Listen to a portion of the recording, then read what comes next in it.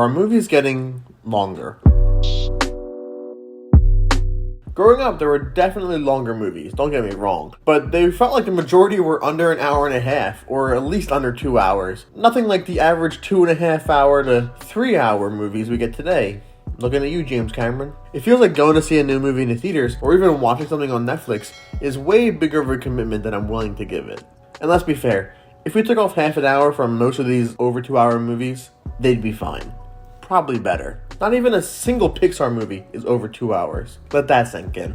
Now, obviously, there are some movies that should be allowed to be longer, like Everything Everywhere All at Once, because you need that time to explain that concept. And my favorite movie of all time, National Treasure, because the more screen time with Nicolas Cage, the better. But you really see it start to hurt a movie when Disney really tries to make the live-action remakes a lot longer than the original animation. Look at Little Mermaid, for example. There's so much fluff and filler in that movie that extended the runtime over 2 hours.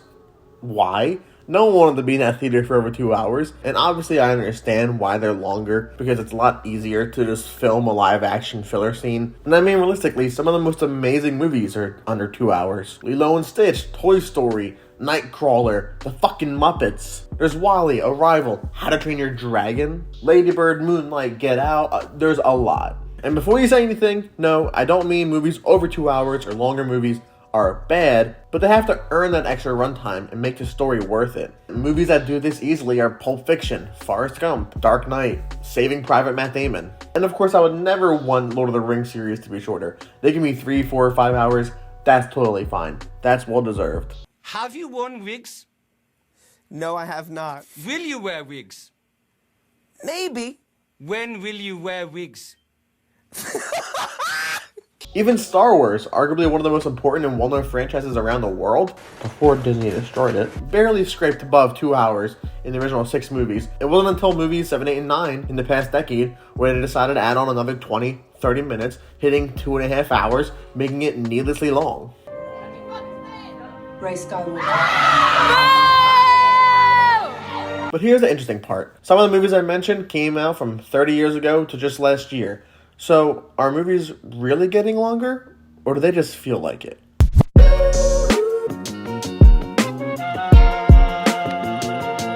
To answer this first piece of the puzzle, you have to look back at the original filmmakers, who had to work with the physical limitation of film reels. It was expensive and cumbersome to make longer films. So back in that age, the feature film length was around 90 minutes. However, there were still filmmakers that decided to film over 2 hour movies. But they would do it in a really interesting way. Back in theaters, before we had streaming and digital cameras, and film reels were actually on a projector, they would have intermissions between 2 hour films. In some countries, I still believe they do that. In the US, we don't have any intermissions. So if your film is 3 hours like Avatar, you're watching that film all the way through. You gotta go to the bathroom, you want another snack, you're missing probably a really important scene. But back when film reels couldn't hold a 2 hour movie, they would have an intermission, the projectionist would switch out the film, and then you'd come back after an intermission and finish the movie. So even all the way back then, this created a standard for 2 hour movies to be kind of the norm. But the thing is, you would only see those movies in the theater and you'd have an intermission. So in the digital age, when it became a lot more cheaper to make longer movies,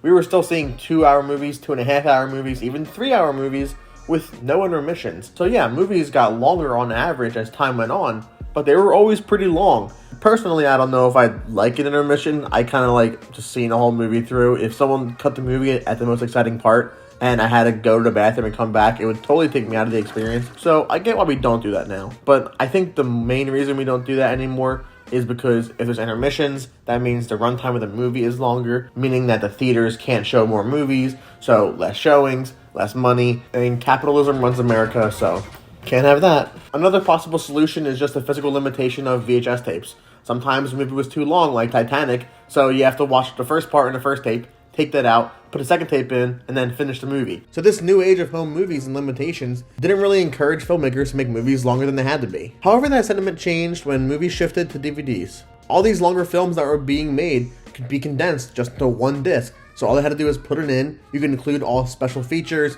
director commentaries, anything extra you want to add to the DVD for the home viewer to really entice them into watching your movie and buying your DVDs. However, even with this change, when multiple filmmakers could make their movies over 2 hours or 2.5 hours, we didn't see that much of a change from the typical runtime. In the 90s, if you took the 10 most popular movies, the average runtime was about 131 minutes. But when you look at the 2000-2010 movies, the average runtime only increased about 5 minutes. So even though they shifted away from most of their physical limitations, most filmmakers didn't add that much time to their stories. And in my opinion, this final piece of the puzzle is probably the reason that movies are a lot longer today. Streaming.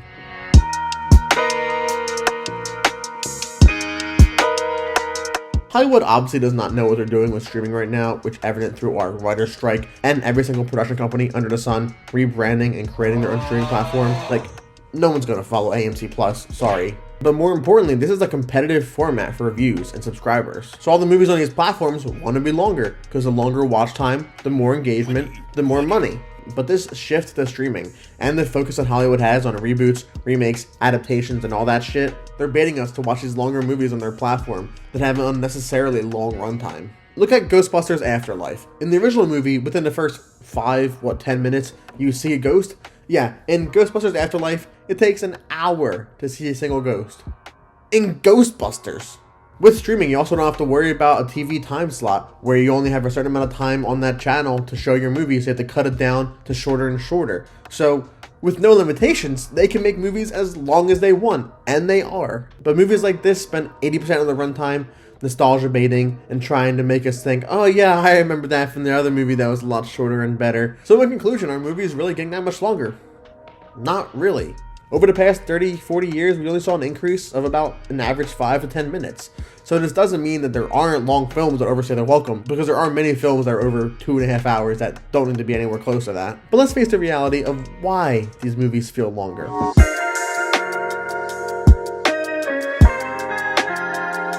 Our attention spans are incredibly short nowadays. Like, if you even made it into this part of the video, I'd be impressed. But with Vine, TikTok, and YouTube, where you only have the first few seconds to really hook someone in, and if they don't want to watch the video and don't get the satisfaction out of the first 5 seconds, they just scroll to the next one until they find a video that does give them that satisfaction. So how can any filmmaker expect to make a movie that's over 2.5 hours that doesn't feel like you could have watched 1,000 TikToks in that time? So with that in mind, my question goes to you guys. Number one, do you agree that movies just feel a lot longer these days because our attention span is shorter? And number two, what is the future of filmmaking going to be? Are they going to get longer because we have the opportunity to make cheaper, longer films for streaming and at home? Or are they going to get shorter because iPad kids are growing up and their attention span is less than anything I've seen before? But leave your thoughts in the comments, subscribe, and as always, thanks for watching.